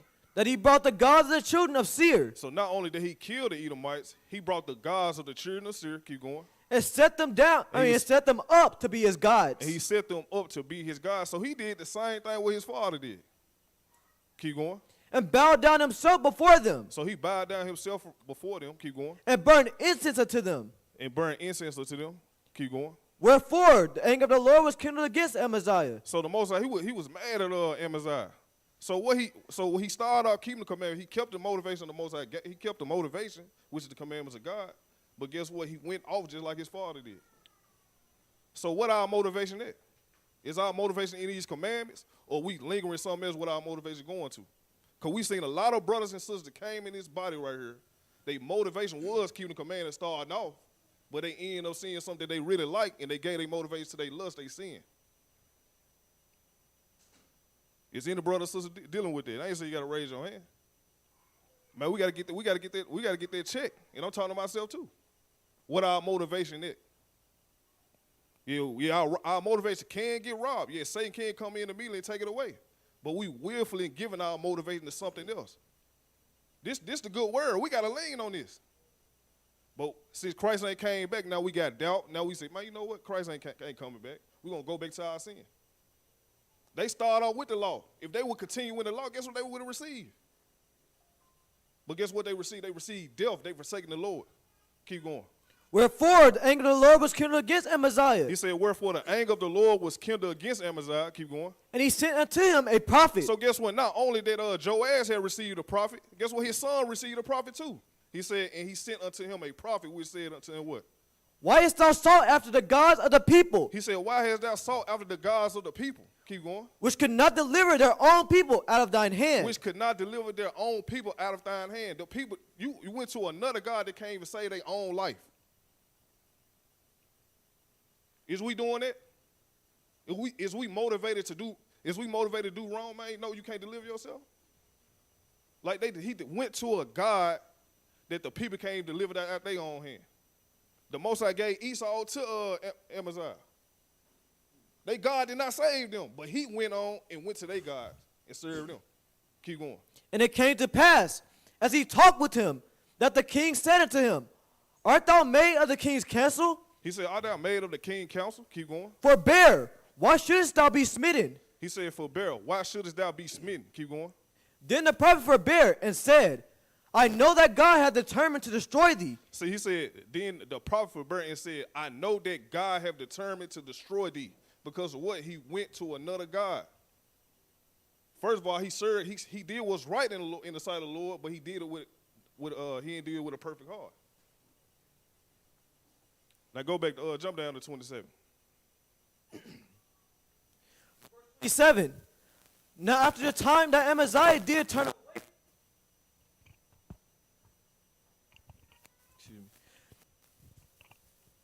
Now after the time that Amaziah did turn away from following the Lord, they made a conspiracy against him in Jerusalem. So guess what? They conspired against his father too. But guess what? They conspired against Amaziah too, what he did. He said, now after the time that Amaziah did turn away from the following the Lord, they made a conspiracy against him in what? In Jerusalem. In Jerusalem. Keep going. And he fled to Lachish. But they sent to Lachish after him and slew him there. So guess what? He had to die too. Because he forsake the Lord. So what we got to do before we want to give our motivation to something else that's against God? Give me Psalm 37, verse 5.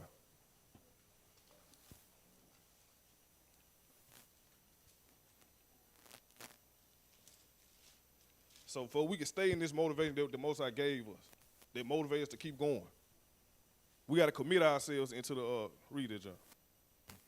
Psalm chapter 37, verse 5.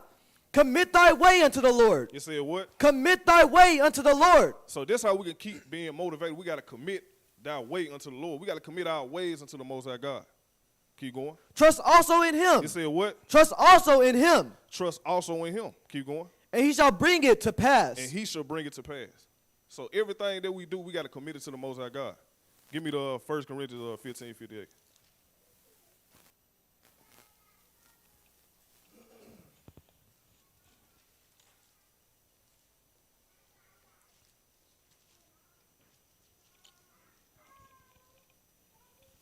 All right, read. 1 Corinthians chapter 15 and verse, 1 Corinthians chapter 15 and verse 58.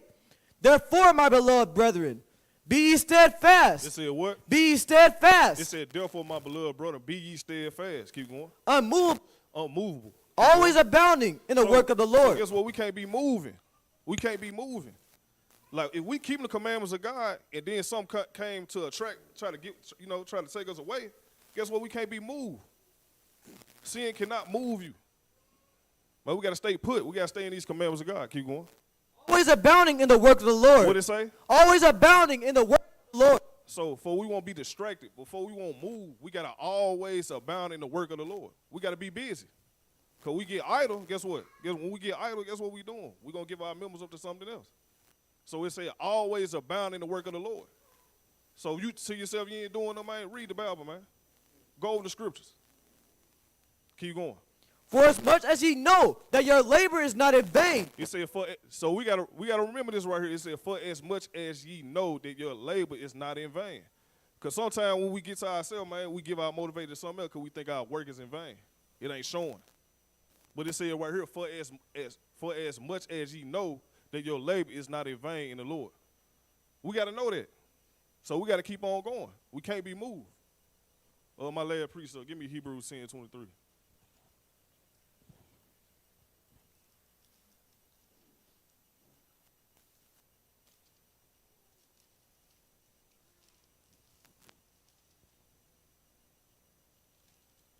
All right. This is the book of Hebrews chapter 10 and verse 23. Let us hold fast to the profession of our faith. What did it say again? Let us hold fast to the profession of our faith. So we got to hold fast on the profession of our faith, which is this word right here. We got to hold fast on that. Keep going. Without wavering. Without what? Without wavering. Without wavering. And some of our brothers do that. They hold fast on the profession at first, but guess what? They end up wavering. They end up putting off this word. Want to go in their own flesh. Read from the top again. Let us hold fast to the profession of our faith without wavering. He said, let us hold fast the profession of our faith without wavering. Keep going. For he is faithful that promised. For he is faithful that promised. We got to believe in this. Man, the Most High ain't coming on our time. Our people start losing patience, so they end up wavering. So guess what? We got to hold fast in this profession. Keep going. Stay motivated in this word. Don't give your motivation to something else, man, that the Most High ain't pleased with. So he said, let us hold fast the profession of our faith without wavering. So don't put off. Now, yeah, y'all.